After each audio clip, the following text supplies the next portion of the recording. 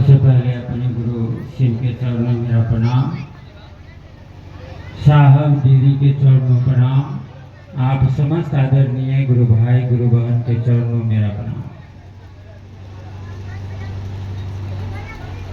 यह मोहम्मदपुर में बहुत दिनों से शिव गुरु परिचर्चा हो रही है,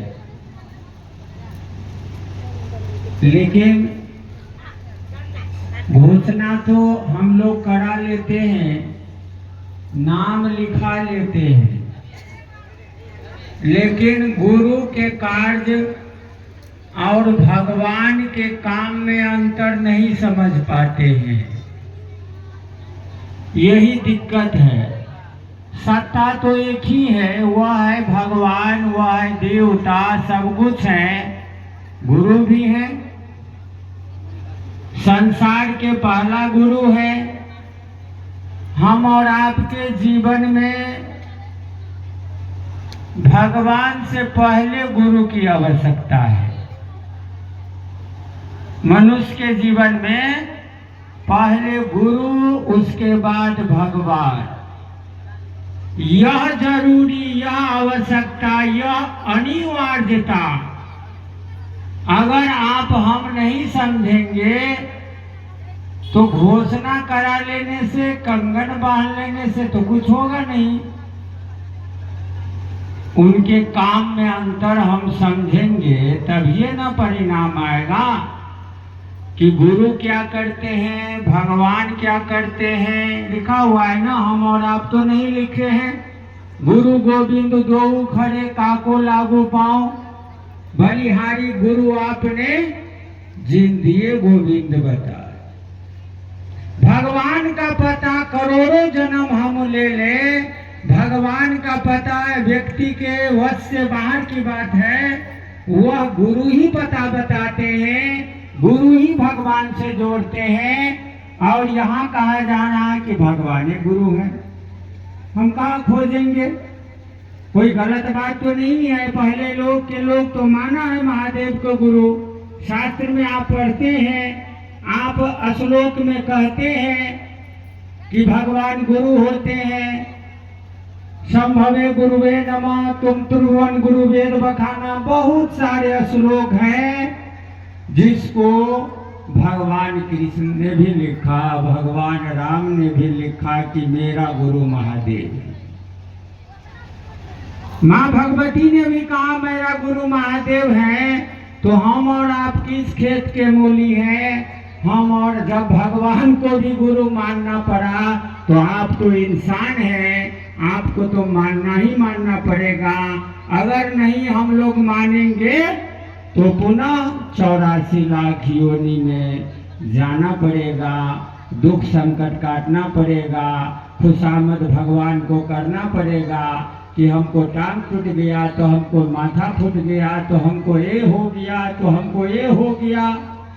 कर्म के आधार पर हम और आपके भाग्य में छठी के रात में वह ब्रह्मा ने लिख देता है कि तुम इतने बरस तक जिंदा रहोगे। कौन एक्सीडेंट से मरेगा, कौन बीमारी से मरेगा, कौन कैसे मरेगा, फिक्स उसी दिन हो जाता है। इन आवागमन के बंधनों से, समस्त दुखों से उबरने की शक्ति किसी में है, वो है गुरु। भगवान के पास जाने के लिए आपके पास पावर नहीं है, आपके पास भक्ति उतना नहीं है।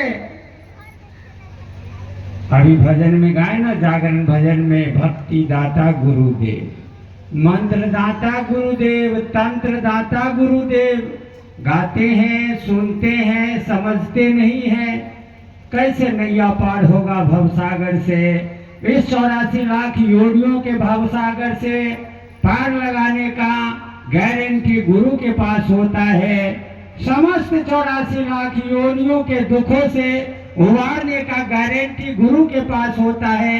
हमारे साहब ने कहा गुरु अपने शिष्य का संपूर्ण जिम्मेवारी लेते हैं। किसका? साधक का नहीं, भक्त का नहीं। गुरु अपने शिष्य का संपूर्ण जिम्मेवारी लेते हैं। पहले आपके समस्त दुखों को हटाते हैं तब मोक्ष देते हैं। जब तक आपके जीवन में कोई भी एक दुख रह जाएगा फिर आपको धरती पर आना पड़ेगा। इसीलिए यहाँ गारंटी के साथ कहा जाता है आपके समस्त दुखों को न्यून कर देते हैं गुरु, क्षमा कर देते हैं गुरु, घटा देते हैं गुरु, जला देते हैं गुरु अपनी दया से, अपनी शक्ति से। इसका नाम गुरु है। तो गुरु हम मान लिए हैं, गुरु अपने शिष्य का संपूर्ण जिम्मेवारी लेंगे। कोई शिष्य बनेगा तब ना।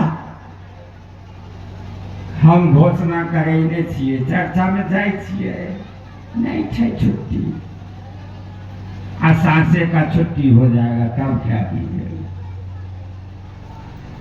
चर्चा में जाए छिए, 4-5 महीना पर चल जाए छिए। हम कहते हैं 5 महीना पर कौन खाना खाते हैं बताइए, हाथ उठाइए। 5 महीना में एक बार खाना कोई खाते हैं? अब 5 महीना में एक बार आप महादेव का काम कीजिएगा।